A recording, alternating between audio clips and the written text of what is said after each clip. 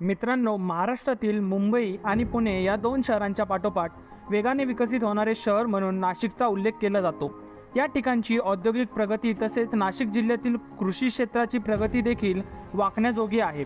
या शहराचा झपाट्याने विकास होत असून या शहरातील वाढती वाहतूक आणि येणाऱ्या सिंहस्थ कुंभमेळ्याच्या पार्श्वभूमीवर अनेक पायाभूत सुविधांची उभारणी करणे गरजेचे आहे।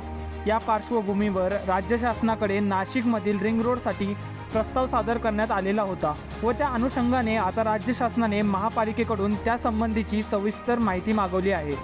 मित्रांनो, व्हिडिओकडे वळण्याच्या आधी तुमच्यापैकी फक्त 2% लोकांनी चॅनलला सबस्क्राईब केले आहे, तर चॅनलला सबस्क्राईब करा आणि आपण वळूयात पुढच्या व्हिडिओकडे। नाशिक महानगरपालिका हद्दीच्या बाहेरून जाणारे 2 रिंग रोड उभारण्याची यांची कल्पना आहे। त्यातील पहिला रिंग रोड 26 किलोमीटर अंतराचा व दुसरा 30 किलोमीटर अंतराचा असे मिळून 56 किलोमीटर अंतराचे रिंग रोड तयार केले जाणार आहेत। याकरिता जवळपास 26 लाख चौरस मीटर जागेची आवश्यकता असून याकरिता भूसंपादनाच्या बदल्यात प्रोत्साहनपर TDR दिला जाण्याची शक्यता असून तो 1:3 या पद्धतीचा असणार आहे।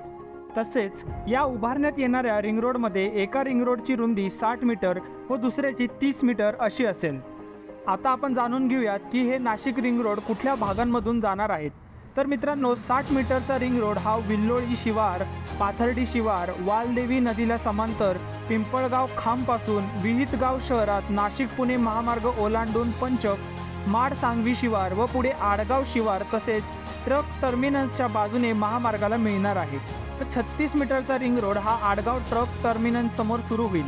त्या ठिकाणाहून आडगाव, मसरूळ, मखमलाबाद, नाशिक महापालिका हद्दीला लागून असलेले जलालपूर शिवार, बारदान फाटा, गंगापूर रोड, गंगापूर उजवा तट कालवा आणि पुढे त्र्यंबक रोडपर्यंत जाईल। यापुढे तो अंबड औद्योगिक वसाहतीतून गरवरे पॉईंट येथे महामार्गाला मिळेल। तर मित्रांनो, नाशिक रिंग रोडचे स्वप्न पूर्ण होणार का आणि ते कधीपर्यंत पूर्ण होणार, कमेंटमध्ये सांगायला विसरू नका।